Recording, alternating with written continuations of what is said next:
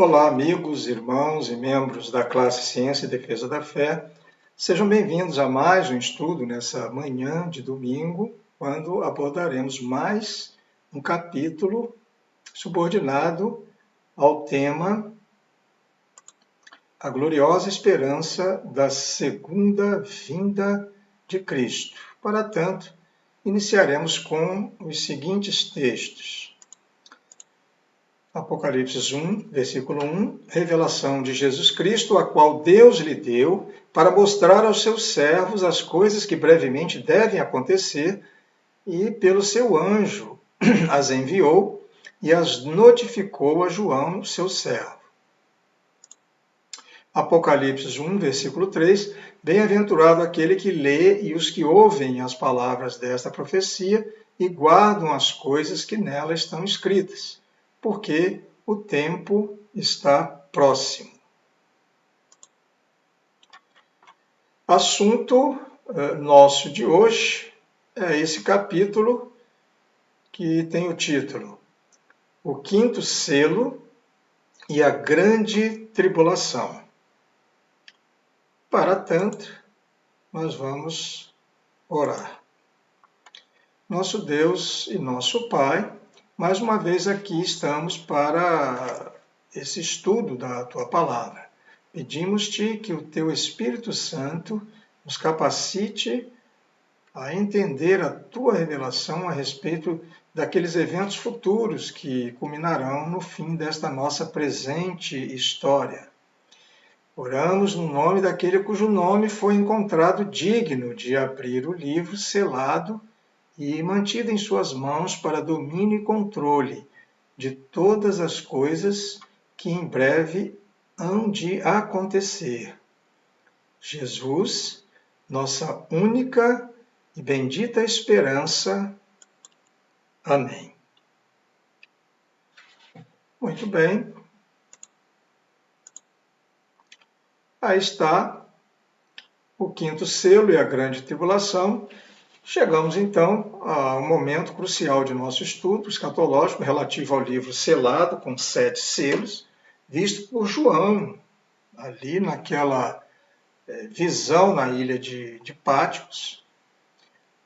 O livro cobre todo o período de tempo que vai desde os dias de Jesus, há cerca de 2000 anos, até os derradeiros momentos da nossa história.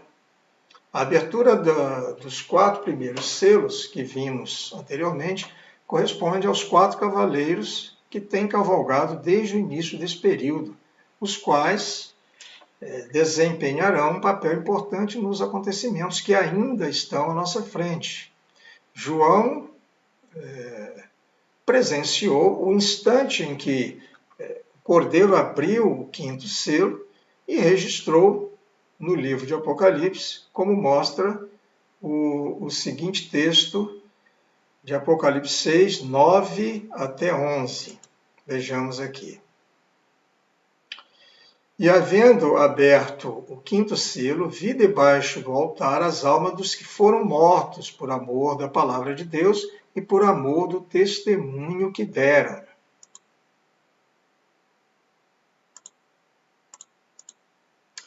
E clamavam com grande voz, dizendo: Até quando, ó verdadeiro e santo dominador, não julgas e vingas o nosso sangue dos que habitam sobre a terra? E foram dadas a cada um compridas vestes brancas, e foi-lhes dito que repousasse ainda um pouco de tempo, até que também se completasse o número de seus conservos e seus irmãos, que haviam de ser mortos como eles foram. Vimos aí um texto impressionante.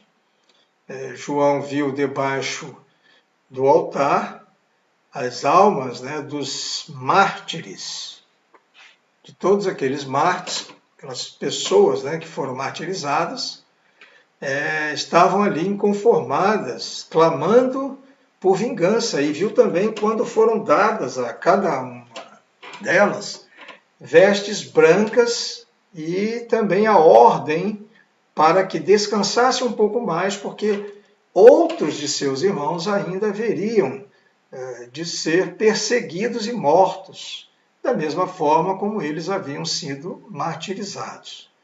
A pergunta, portanto, que se impõe, né, hoje, nesse momento, é a seguinte: como podemos saber se este quinto selo contém a grande tribulação? Nós ouvimos muito falar na grande tribulação, no arrebatamento, naquelas coisas todas, mas onde é que fica? Em que momento acontece essa grande tribulação? Nós vamos tentar responder ao longo do nosso estudo a essa pergunta interessante. Já observamos que não devemos ficar nos debatendo entre muitas opiniões pessoais, né, de vários intérpretes, se não buscarmos um suporte bíblico sólido em que possamos confiar. Devemos ouvir o que o Mestre Jesus tem a nos dizer, pois ele foi o único digno de abrir o livro selado com 7 selos. Tá? Simples assim. Também não podemos nos esquecer de outros textos que colocam Jesus como esse personagem principal aí. Por exemplo, é o que aparece lá no livro de Hebreus, no capítulo 1. Capítulo 1, ali no versículos 1 e 2, que diz assim, veja: havendo Deus antigamente falado muitas vezes e de muitas maneiras aos pais pelos profetas, nestes últimos dias a nós falou pelo Filho, a quem constituiu o herdeiro de todas as coisas e por quem também fez o mundo. Veja que interessante. Aqui usaremos da mesma estratégia para acertarmos o alvo no quinto selo, como fizemos lá no primeiro selo, que era o selo do Cavaleiro do Cavalo Branco. Aqui nós vamos usar também essa mesma estratégia, ou seja, associando o capítulo 6, né, dos selos, né, e agora do quinto selo também, ao texto paralelo lá da profecia do Monte das Oliveiras, no capítulo 4 de Mateus, onde o Senhor Jesus ele antecipa aos seus discípulos, em uma conversa particular, as coisas que devem acontecer ao longo da história até os derradeiros momentos dessa era vigente.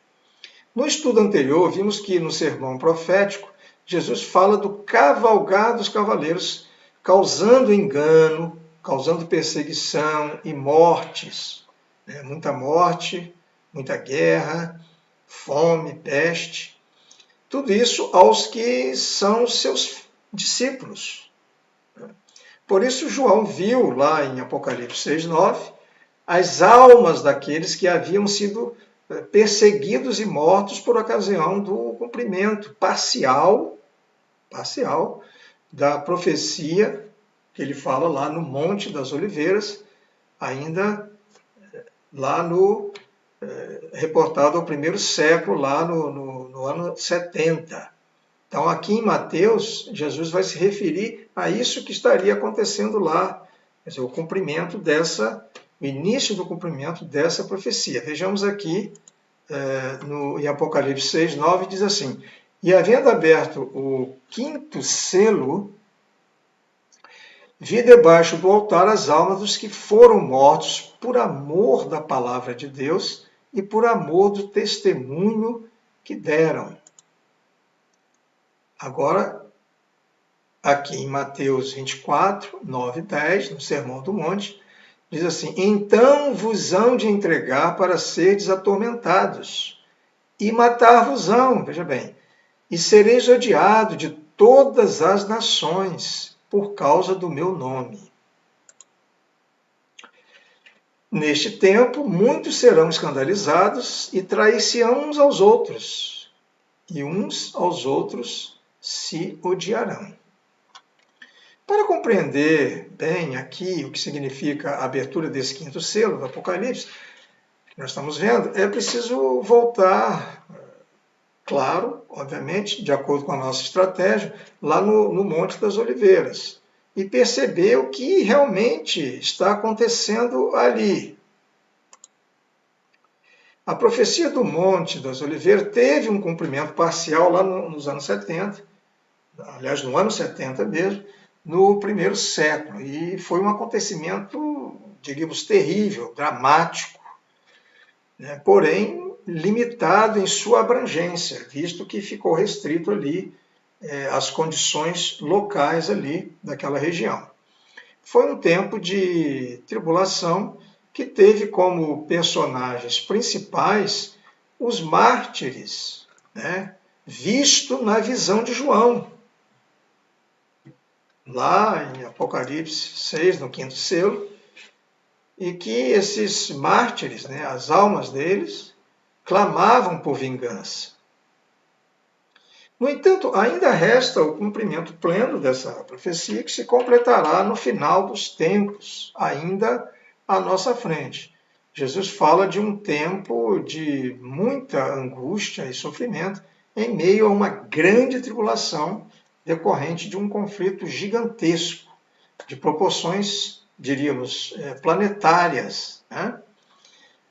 Como nunca se experimentou em tempo algum, nem mesmo nessas duas grandes guerras mundiais que tivemos agora no século XX, a primeira, a segunda, em que dezenas e dezenas de milhões de pessoas foram mortas, né? Vamos ver aqui a próxima figura, que vai mostrar aí a grande tribulação, contrastando aqui, mais embaixo, com o que nós diríamos ser ali esses momentos difíceis, né, que o mundo estará passando. Uma derradeira convulsão sempre vai acontecer, né, jamais igualada em todas as eras da história, né, sem precedente na história da humanidade, é o que Jesus prevê que vai acontecer, em que morrerão aqueles que estão sendo aguardados por esses mesmos mártires do primeiro século, e mencionados na abertura do quinto selo, lá em Apocalipse 6, 9 a 11. Então, quem nos dá uma dimensão numa linguagem plena dessa grande tribulação, relacionando lá com Apocalipse 6, é o próprio Jesus no sermão profético do Monte das Oliveiras, registrado no capítulo 24 de Mateus, mais precisamente ali dos versículos 21 e 22. Vejamos aqui. Porque nesse tempo, veja, haverá grande tribulação, como desde o princípio do mundo até agora não tem havido e nem haverá jamais. Não tivessem aqueles dias sido abreviados, ninguém seria salvo. Mas por causa dos escolhidos, tais dias serão abreviados. Tais dias serão abreviados. Quando se fala em grande tribulação, aparecem muitas controvérsias, pois alguns negam que teremos um tempo de tribulação pela frente. Alguns acham que não vai ter. Eles acham que o evangelho estará se expandindo cada vez mais pelo mundo, né? Pelo mundo afora, até o momento da volta de Jesus Cristo. Já outros julgam que essa grande tribulação estará restrita a esse quinto selo que nós estamos falando agora. Há também muitos outros ainda que defendem a ideia de que a grande tribulação abrange todo esse período, esse espaço de tempo ali dos 3 últimos selos, ou seja, o quinto, que nós estamos vendo, o sexto e o último, o sétimo. E que essa mesma tribulação decorre de um juízo de Deus.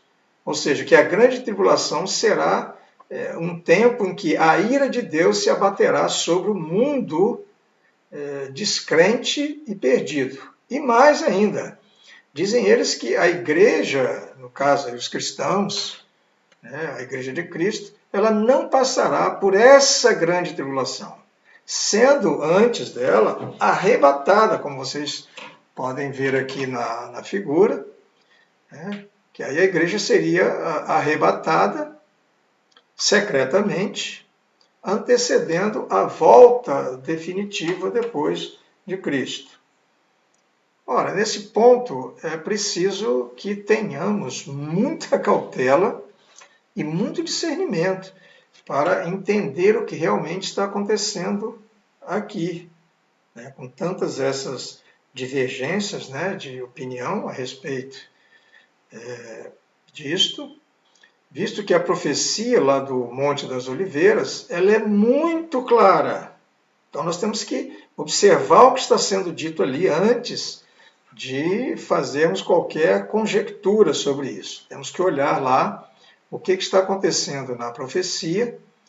Ela mostra ali claramente, né, onde o próprio Jesus advertiu aos seus discípulos, né, lá em Mateus 24, quando ele disse o seguinte: acautelai-vos que ninguém vos engane. Vamos ver aqui o texto, Mateus 24, começando ali com o versículo 4, que nós já vimos, acautelai-vos que ninguém vos engane. Depois o versículo 4, que diz: então vos hão de entregar para serdes atormentados. Veja bem. E matar-vos-ão e sereis odiados de todas as nações por causa do meu nome. Uma coisa muito séria.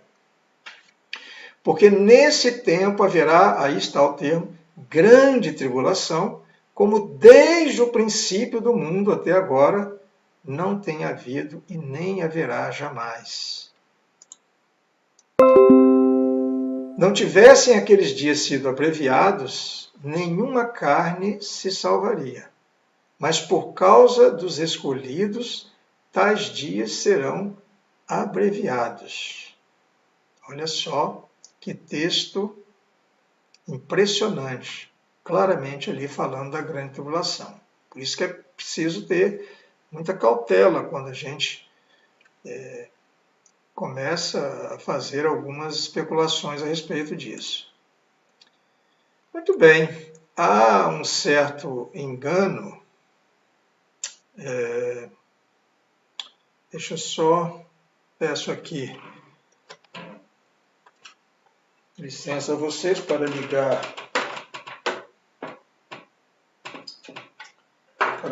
aqui a minha fonte, senão nós vamos ficar aqui sem a bateria do nosso computador.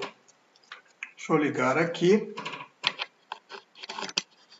Agora sim, vamos dar sequência. Como estava falando, há um certo engano quando se interpreta a grande tribulação como sendo juízo decorrente da ira de Deus. No entanto, basta um pouco de reflexão, né, no texto para se perceber que não é esse o caso deste grande conflito previsto por Jesus. Apesar de algumas guerras terem acontecido por ordem de Deus lá nos tempos do Antigo Testamento, não se tem qualquer indício de que o grande conflito bélico mencionado por Jesus para esse tempo do fim da nossa história tenha sido ordenado por Deus. Então, nesta grande tribulação, Deus atua mais, diríamos, como um observador atento.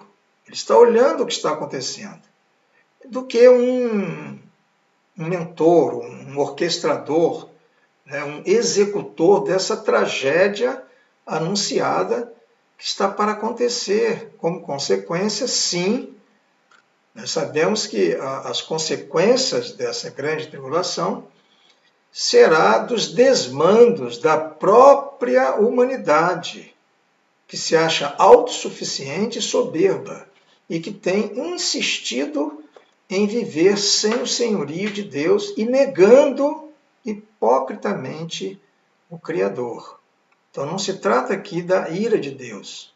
Aqui se trata de um grande conflito de amplitude mundial, que é decorrente desses desmandos, né, do pecado, né, do homem, que tenta se governar ali, né, tenta governar por si próprio, sem que Deus pudesse participar disso. Então, essa responsabilidade, ela recai sobre o próprio homem, que, dominado e escravizado pelo pecado, ele emprega todas as suas armas contra tudo que vem da parte de Deus. Em seu livro O Criador Vem, o professor Cristiano da Silva Neto nos lembra alguns detalhes muito interessantes desse conflito. Vejamos aqui. Diz ele: não foi Deus quem causou irritação nos habitantes de várias localidades para que, em represália, a pregação do Evangelho hostilizassem os discípulos de Jesus. Jesus disse que eles seriam atribulados por causa do nome dele. Não foi Deus quem incitou Nero a perseguir tão duramente os cristãos. Também não foi Deus quem ordenou o massacre que culminou com a destruição de Jerusalém, lá no primeiro século dessa profecia. Não foi Deus que ordenou a chacina de inúmeros cristãos mortos por causa de sua fidelidade a Jesus. Do mesmo modo, não foi Deus que fez nascer a falsa religião, aquela que nós falamos lá do cavaleiro do cavalo branco. A falsa religião dos falsos profetas, que é o, digamos assim, pivô, aquele primeiro pivô dos acontecimentos que compõem a grande tribulação, para que depois seus próprios filhos fossem perseguidos e mortos. Quer dizer, não tem sentido. Vejamos aqui uma outra figura. Pelo contrário, as palavras de Jesus nos apontam como causa dessa grande tribulação os falsos cristos, os falsos profetas, né, a falsa religião, operando com grandes sinais e prodígios, determinados a enganar, né, os servos do Senhor. A palavra de Jesus também nos indica um conflito bélico tão intenso que precisará da presença de nosso Deus, não como a causa do conflito, mas como um interventor, determinando ali o seu final, né? Dando um basta naquela grande tribulação, naquele grande desmando, né, provocado pelo próprio homem. Fome e pestes, né, que são citadas na profecia, são consequências naturais de tais conjunturas, obviamente. Terremotos também serão provavelmente a resposta do próprio planeta, a Terra, diante do impacto que há de sofrer nessa ocasião. A partir dessas considerações, tudo parece muito claro para nós, né? Ou seja, a grande tribulação que virá, ela terá como causa os desmandos da própria humanidade. Uma outra figura aqui. Por trás dos bastidores, né, desse grande aparato, né, desse grande evento, está a figura nada mais, nada menos de Satanás, comandando esses acontecimentos, personalizado na figura do anticristo, né, o que a Bíblia lá chama de o homem da iniquidade, chama também de o filho da perdição, trazendo sobre todos o engano e a dissolução, na expectativa de assim frustrar os planos do Senhor. Mais uma prova de que essa grande tribulação, ela se encerra ali no quinto selo, nós estamos colocando ela ali no quinto selo, é quando o sexto selo é aberto. Eu estou falando do quinto, Mas esse sexto selo, quando ele é aberto, ele também nos fornece evidências a favor dessa ideia de que a grande tribulação estará acontecendo no quinto selo. Então vamos abrir aqui rapidamente o sexto selo, só para verificar essa correlação. Vejamos aqui. Apocalipse 6, 12, 17 diz assim: E havendo aberto o sexto selo, olhei, e eis que houve um grande tremor de terra. E o sol tornou-se negro como saco de cilício, e a lua tornou-se como sangue. E as estrelas do céu caíram sobre a terra, como quando a figueira lança de si os seus figos verdes, abalada por um vento forte. O versículo 14 diz assim: E o céu retirou-se como um livro que se enrola, e todos os montes e ilhas foram removidos dos lugares. Continuando, versículo 15: E os reis da terra, e os grandes, e os ricos, e os tribunos, e os poderosos, e todo servo e todo livre, se esconderam nas cavernas e nas rochas das montanhas. E diziam aos montes e aos rochedos: Caí sobre nós, e escondei-nos do rosto daquele que está sentado sobre o trono e da ira do Cordeiro. Porque é vindo o grande dia da sua ira. Veja que aqui, no sexto selo, é que ele está dizendo que é vindo o grande dia da sua ira. Ela não aconteceu ainda. A grande tribulação já ficou no quinto selo.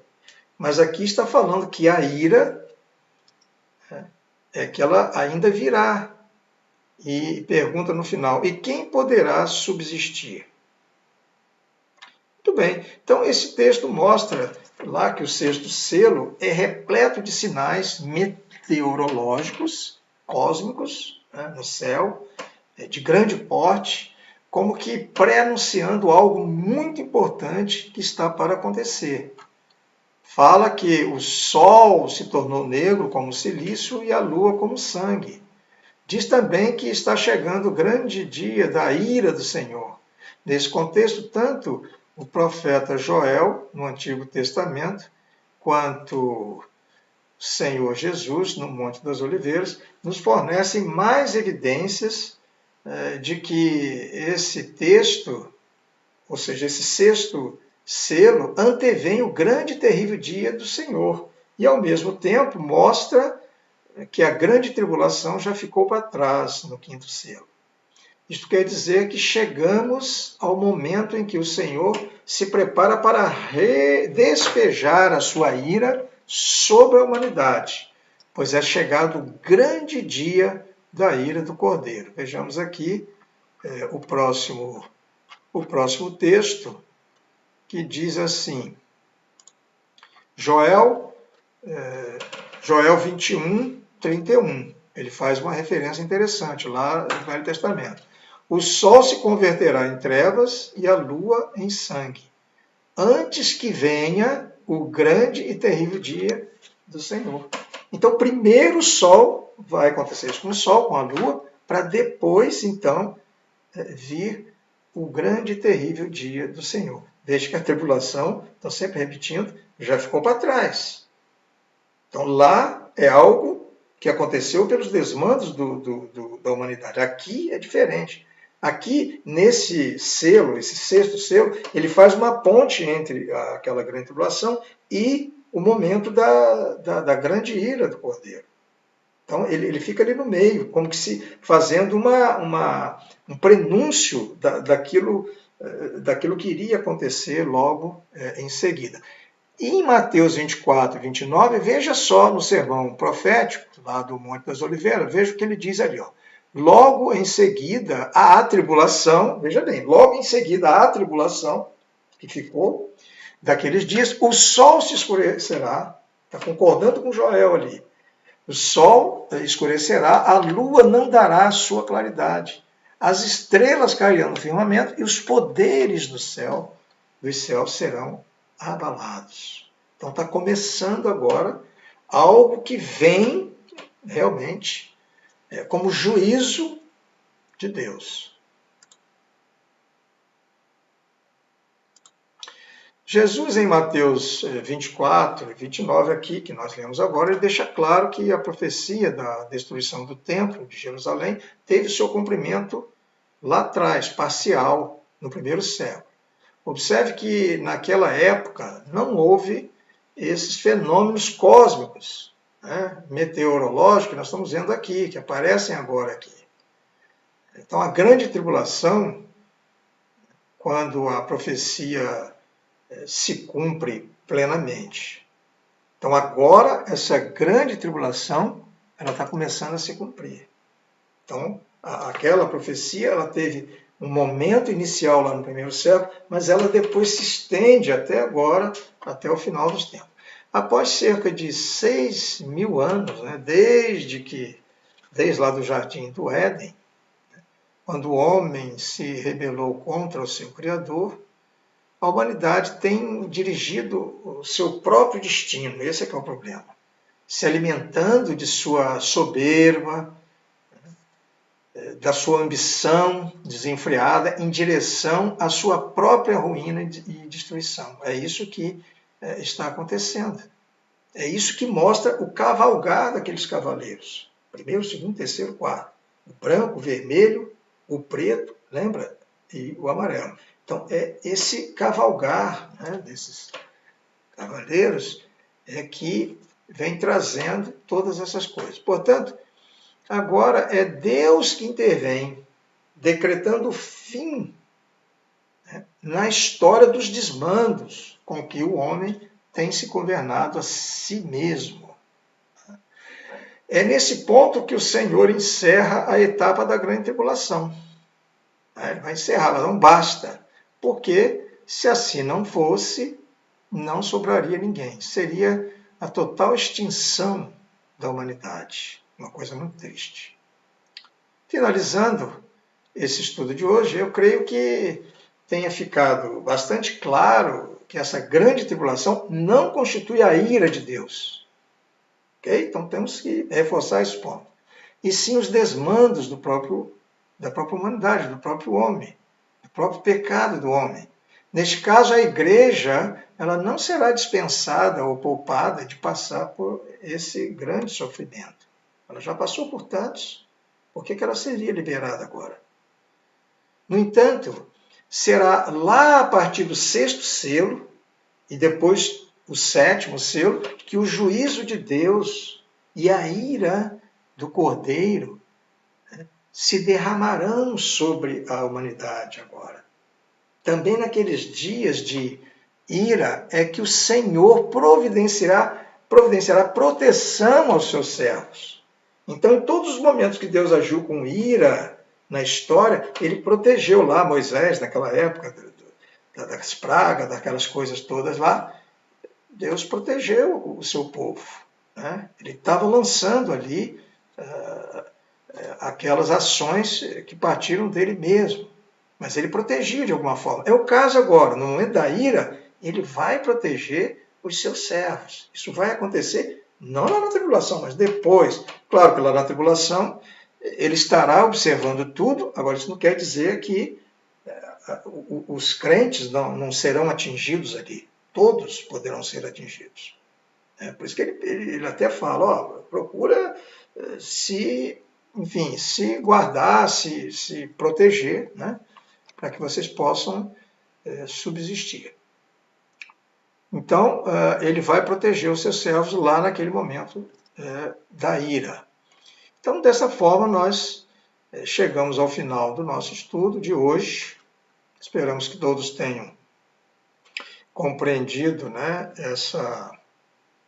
esse estudo. Mas, para finalizar, nós vamos ler aquele texto que a gente gosta muito de colocar aqui no final. Vou passar aqui para vocês, ampliar. Que diz assim: E agora, filhinhos, permanecei nele, para que quando ele se manifestar tenhamos confiança e não fiquemos confundidos diante dele na sua vinda.